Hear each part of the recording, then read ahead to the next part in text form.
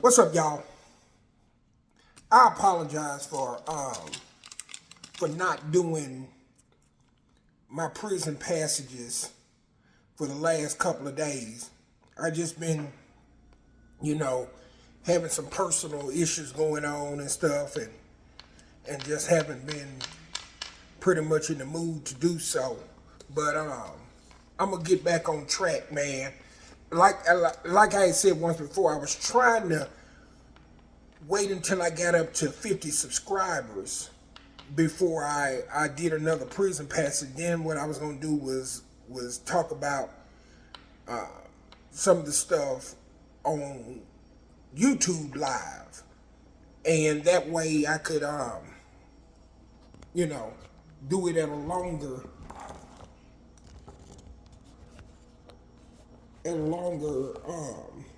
video. Let me switch this over, get this out the light so I can stand over here. Okay. So today, what I'm gonna talk to y'all about, 1993, when I first, right about the first time when I arrived at Varner Unit. Now I'm gonna tell y'all something. Now y'all have heard the story, I'm sure, that you don't accept no Debbie cakes from nobody that you don't know. Now, that's a true thing.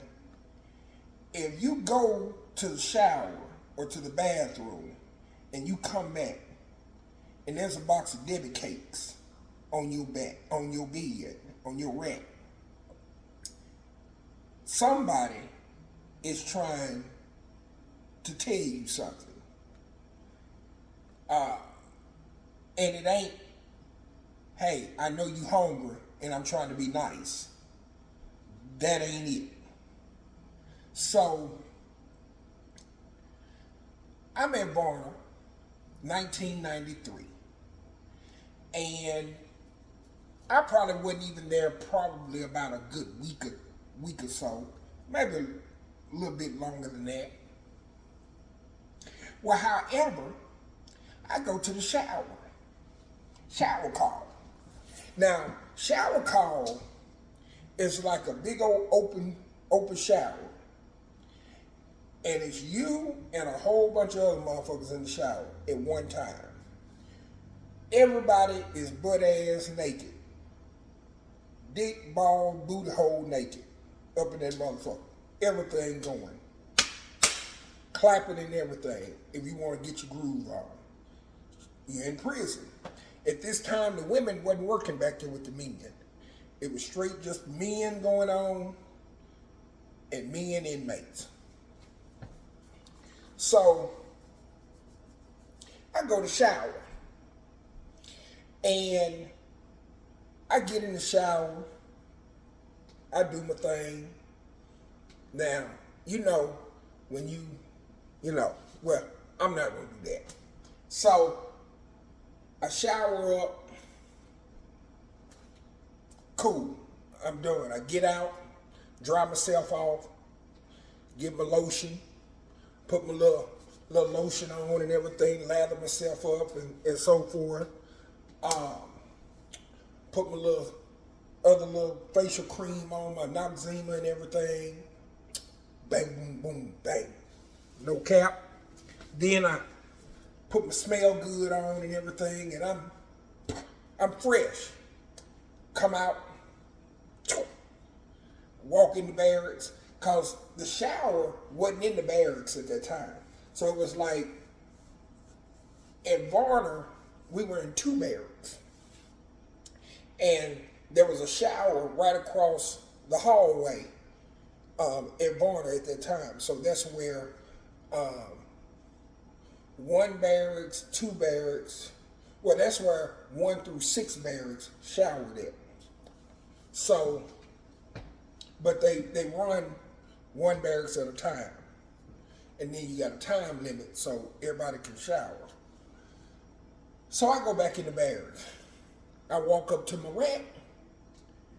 There's not 1, not 2, but yeah, there's there's 2 boxes of Debbie cakes. No, 1 box of Debbie cakes, 1 bag of potato chips. No, scratch that. It was 2 boxes of Debbie cakes. It was some Swiss rolls and some oatmeal cream pies. Then there was a bag of chips, a bag of Lay's. There was a bag of Cheeto Puffs, I think it was, and a couple of sodas on my rack. Now, a motherfucker trying to feed me. They looking for me. They looking for that, but don't or something that night. Yeah, because they done put a whole motherfucking meal on my bed. Only thing they left out are the soups. Bro. Now, I stood there.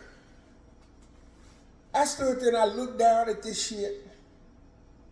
And I turned and I looked around the barracks.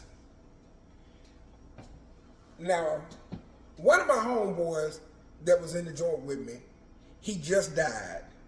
Q-Tip, Quincy Moore. Q-Tip was in the barracks then in 1993. So Q-Tip was sitting in the back in the corner with one of our other homeboy, Herbert Goss. So they sit back there in the back. They ain't saying nothing, they just looking. They looking at me.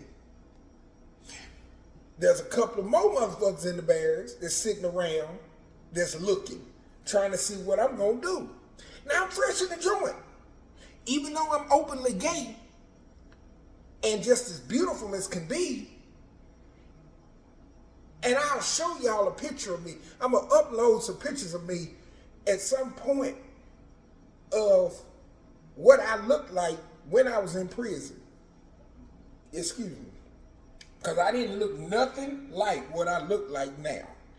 Nothing at all. So just stay right there, hang on tight. I'll eventually show y'all throughout my segment. It might not be tonight, but I'll show you. So I'm looking around, motherfuckers looking at me. Because the rule is, if a motherfucker put these Debbie cakes or anything on your rack, you can't even touch them. If you touch them, you own them. And then a motherfucker gonna come back talking about they want them same cake. Now, they gonna wait till you eat them and then they gonna say, I want my cakes back. Knowing you can't give them those cakes back because you done consumed them, you done ate them. So what other way is they gonna get them if you done consumed them and they in you?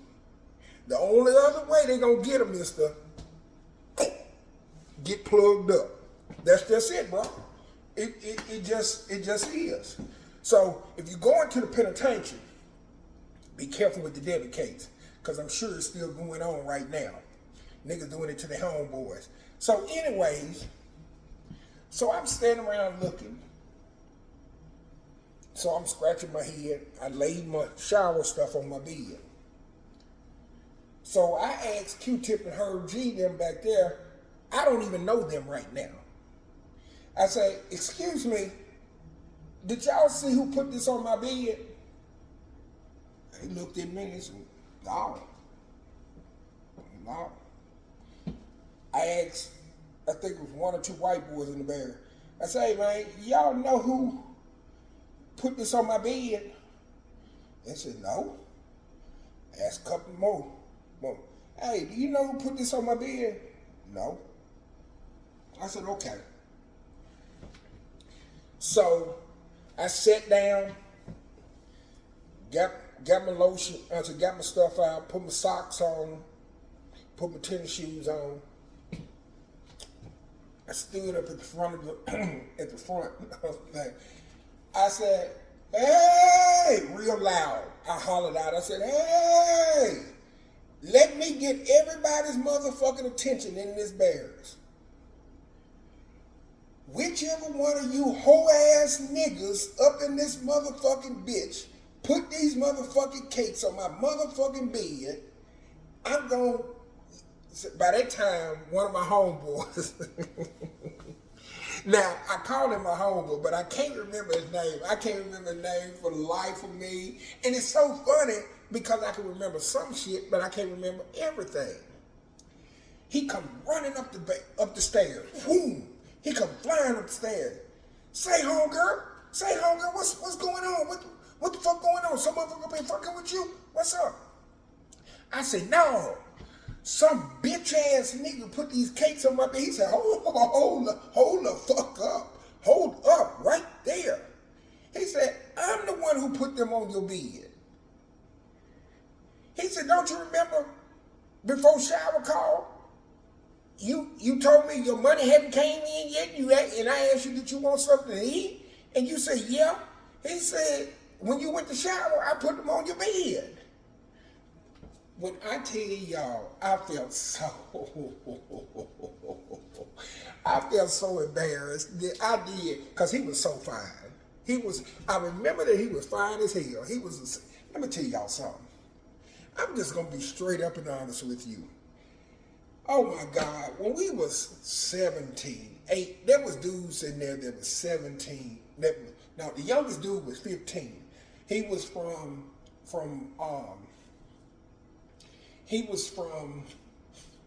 El Dorado, I think it was. His last name was Moody. So the youngest motherfucker that was locked up at that time was 15. Oh, when I tell you, but it wasn't in 93. He was down there when we was at Dermot in 96, I think it was. But when we was at Varner, you had dudes in there that was 17 years of age and older. And like I said in other prison passages, Varner was dubbed gladiator school. You had to fuck, fight, or hitchhike.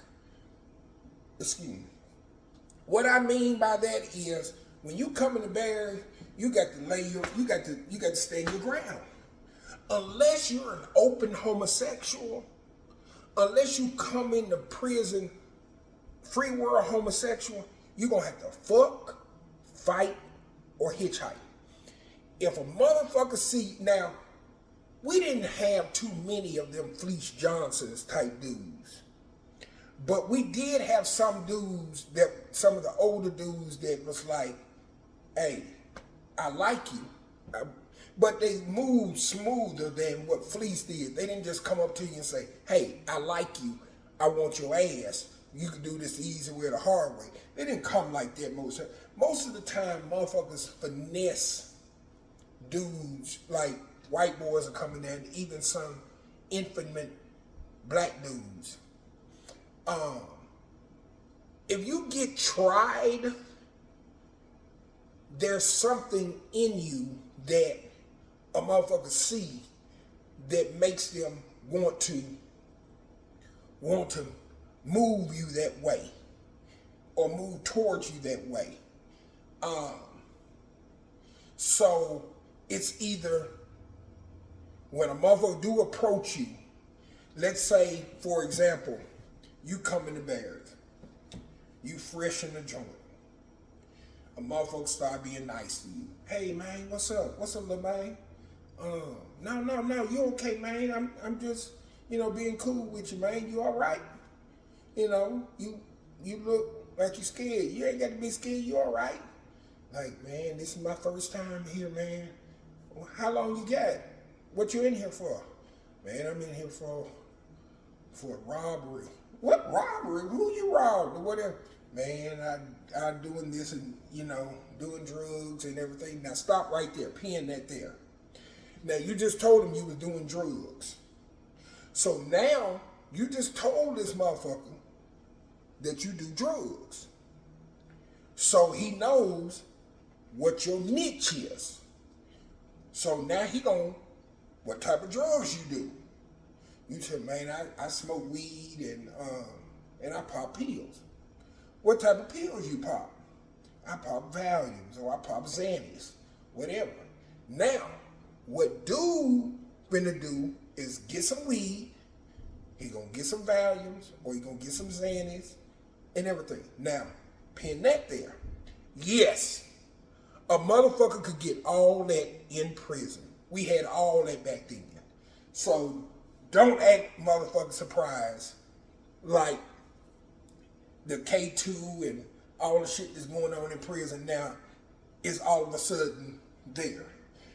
Back in the day, back then in 93 and beyond, the prison director of the Arkansas prison system was A.L. Lockhart.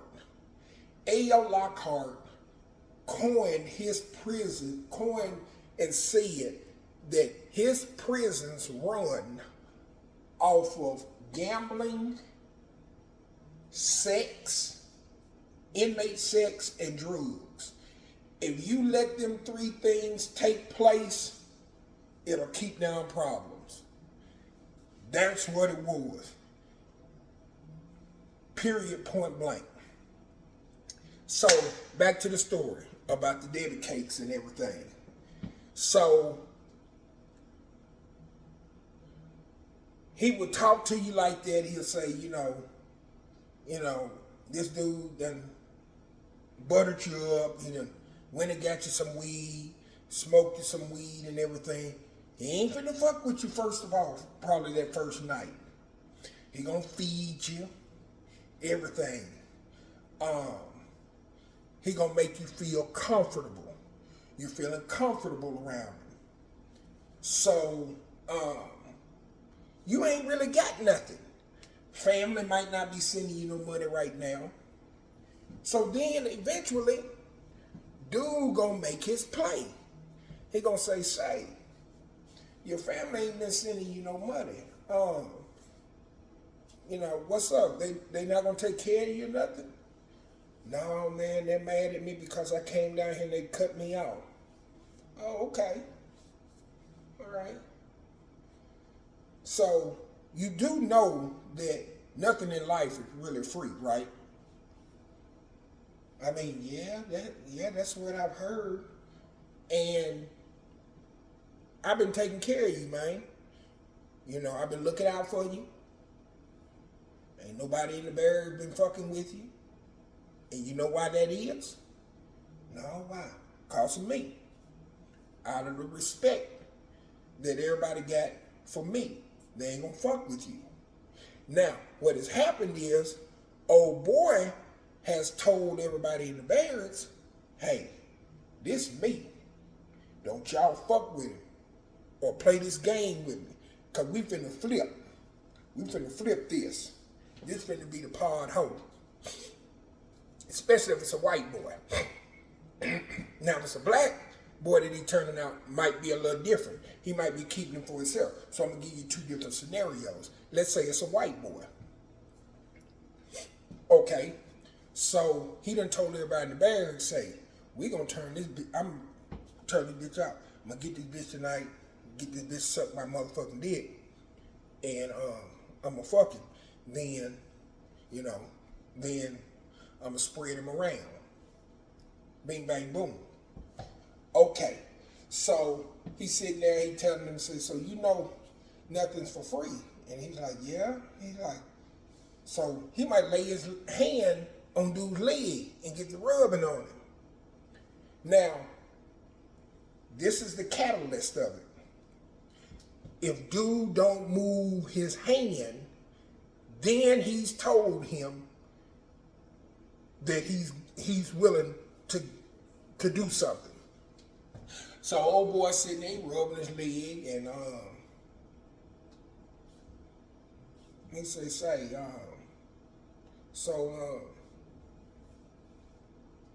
what's up? By this time, it's nighttime. It's like 12, midnight, 1 o'clock, per se, give or take, something like that. Or around, take that back, it's around 10, 10:30, 11, somewhere up in there. Power 92 playing, the Quiet Storm is on. Soft and warm, the Quiet Storm.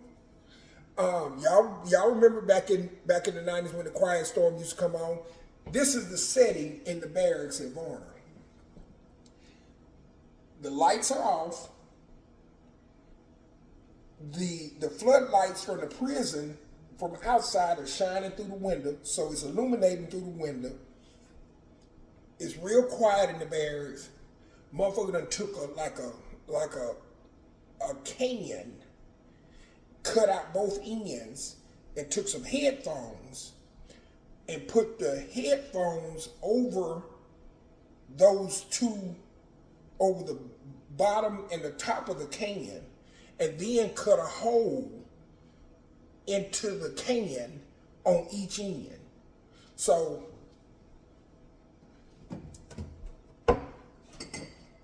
let's say this is a can. You're gonna cut like a square here, boom. You're gonna cut like a square here, boom. You're gonna cut the top off here and the bottom off here. And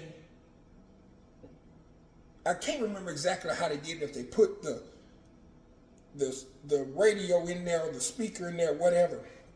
But they put some in there, and then they took the headphones and put the headphones over each end like that. Bro, that sounded like a motherfucking boom box throughout that entire barracks.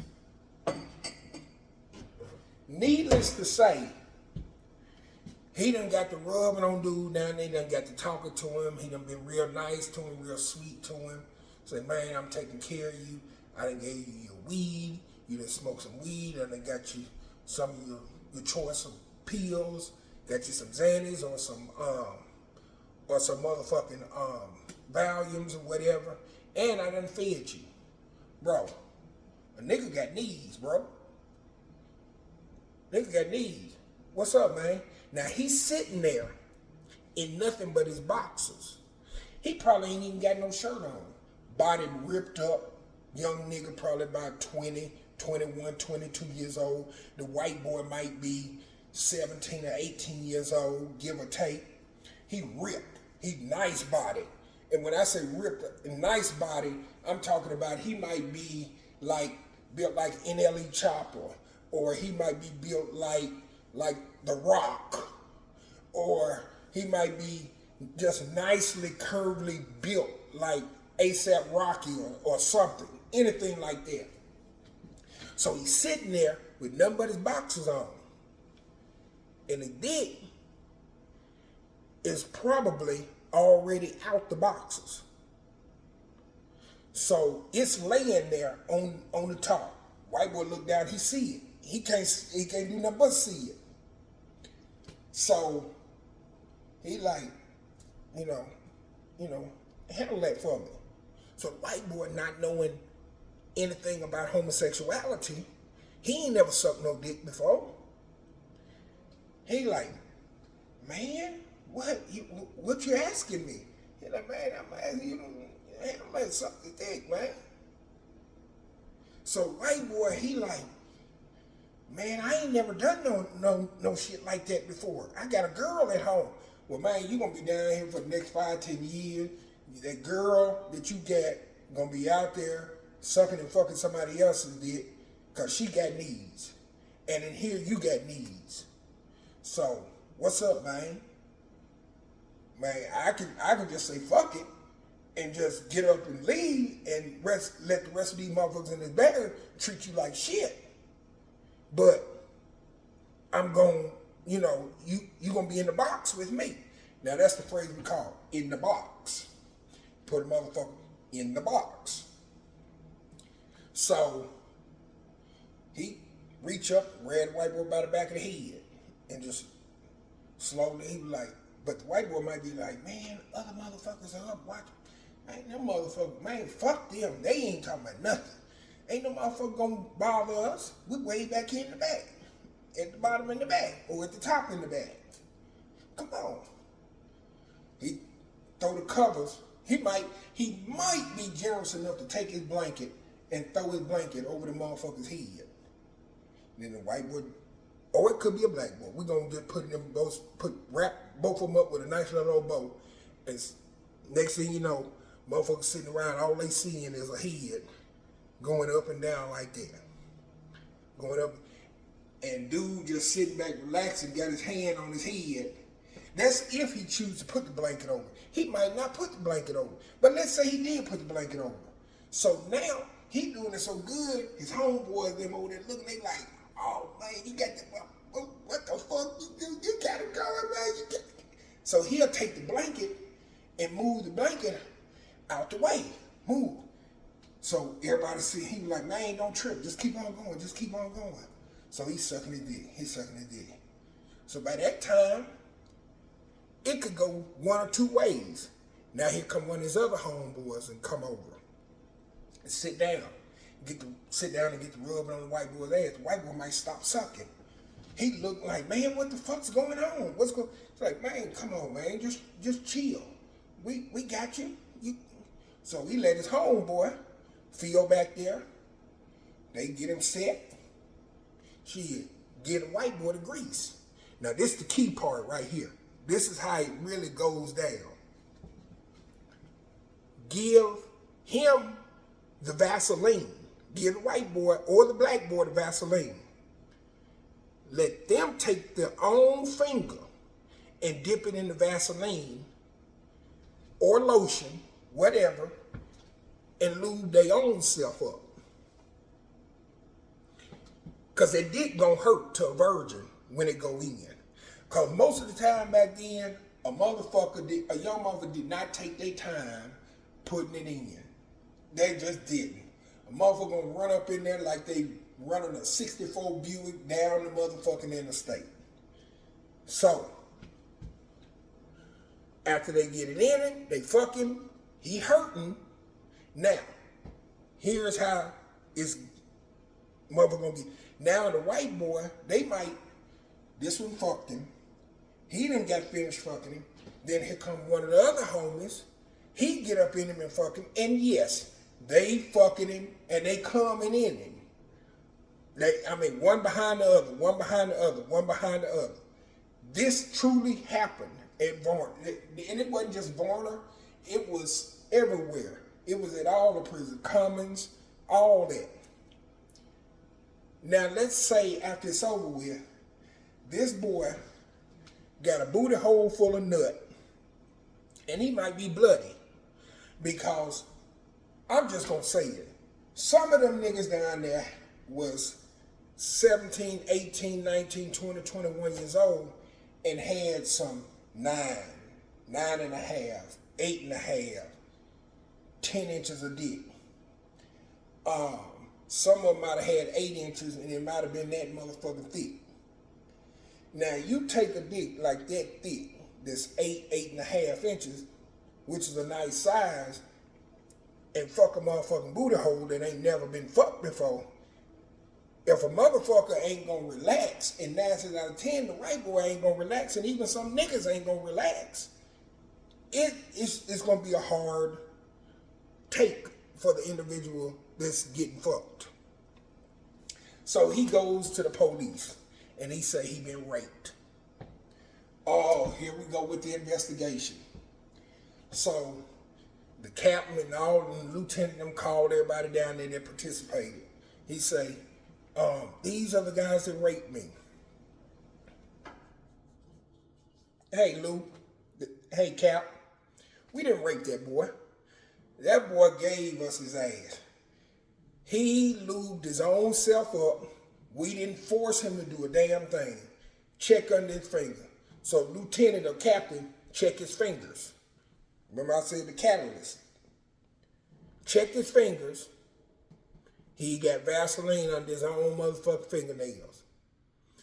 Lieutenant captain like, oh man, you can take we can lock you up, or you can take your ass back to the barracks or whatever. Cause anybody raped you, you grease your own self up. You just got fucked by multiple motherfuckers. You gave up the ass, and now you mad because they punished your booty hole. Bro, I'm telling you, all of this by one name, Little Debbie. Little Debbie has caused a many of motherfuckers to lose their virginity in prison.